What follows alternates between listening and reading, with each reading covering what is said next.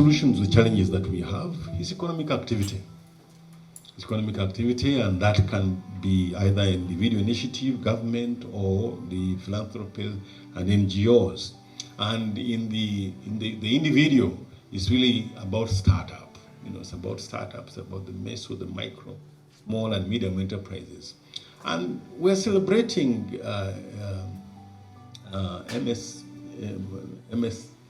usually we say SMEs.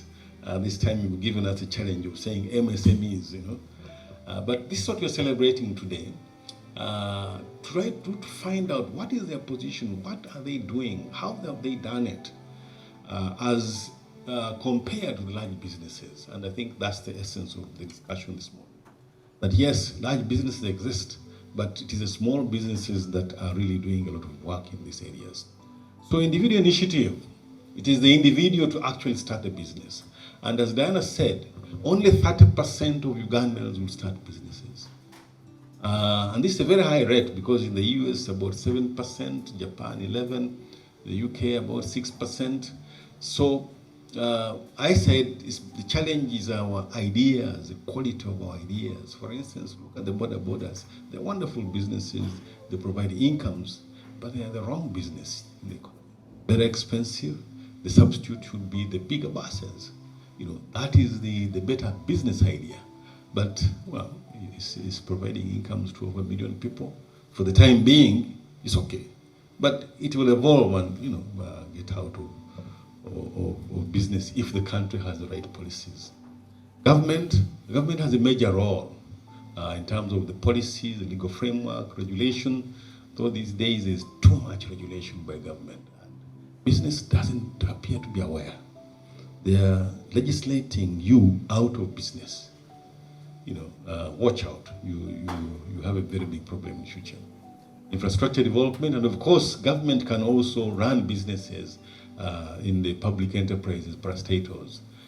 Though I don't believe that government can run business, not even poorly. So we should not. I don't believe that government should go into that area. So the types of businesses we are looking at is what we just talked about, the meso, the micro, small and medium enterprises. I'm sure all these definitions will be given, we know what they are. And we'll give you some small background on the importance of small businesses. To be able to understand them, of course, we need to be able to make international comparisons. But what is small in the US is big business here, So the definitions that we've got look at the annual turnover of our companies.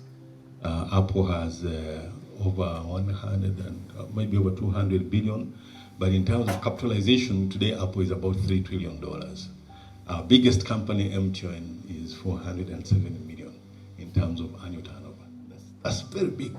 MTN is a big business in this country, but compared globally, it's a very small business if you compare it to the global companies. In terms of employees, MTN is a big employer, 3,000, but we have companies like Waswa Balunywa employing over 670, Walmart over 2 million people. So when you talk about big and small, you need to be able to understand it from the point of view of the international comparisons. So all these figures you'll find in the paper when they give it to you at some stage. So there are differences in SMEs globally, and they definitely vary from country to country. Some studies have been done. I don't want to go into those details, just to make that distinction. And when you look at the GDP of the different countries, and it tends to tell you what the nature of business. Uganda is a very small economy. I mean, it's half the size of the Kenyan economy. Kenya is small, but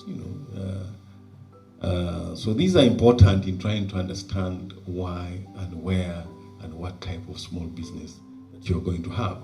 So we have been able to define these. I don't want to go into those details, but I want to look at the role and the importance of SMEs. I think we'll be looking at the challenges and opportunities, but this role of SMEs in the economy really gives us what the opportunities are. And first of all, like any other business, they produce goods and services. People demand goods and services. They provide employment. They create jobs, and they pay taxes, and they solve society's problems.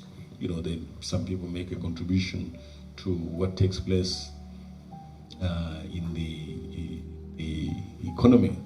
So when you try to find out why small businesses, attention to small business came in around the 1980s, around there.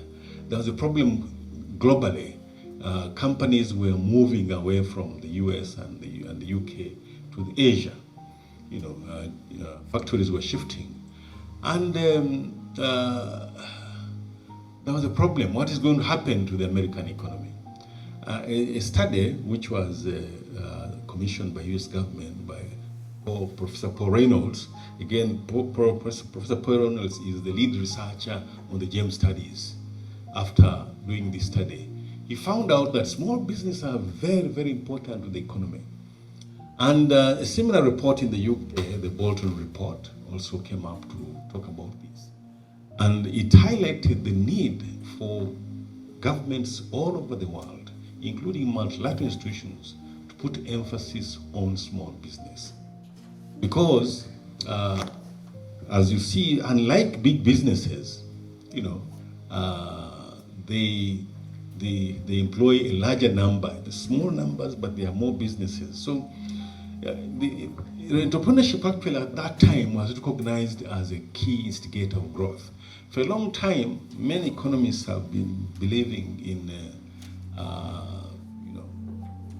the economic growth function was different until the time of Paul Reynolds. I'm not sure how many of you are economists, but the Australian school led by Peter Schumpeter way back in the 1930s highlighted the importance of entrepreneurship in the economy.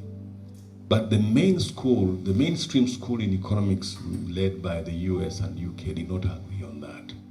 So they went on to something different. But the studies led by Reynolds, after discovering the importance of small businesses in the economy, put emphasis on entrepreneurship. So entrepreneurship has been recognized and acknowledged as the key driver of economic growth. And initially it was associated with small businesses, but today we know that even in large businesses you can have entrepreneurship. So the importance of entrepreneurship and small business since that time has been highlighted. And some of the reasons why small businesses continue to exist is because that as businesses grow and become bigger, they tend to mechanize and today digitize the operations. They tend to lay off people. They adopt modern technologies. They are not flexible. They don't go into small markets. You know, they can't handle unique challenges and unique demands, and they keep large overheads. This gives a chance to opportunities to small businesses to keep themselves.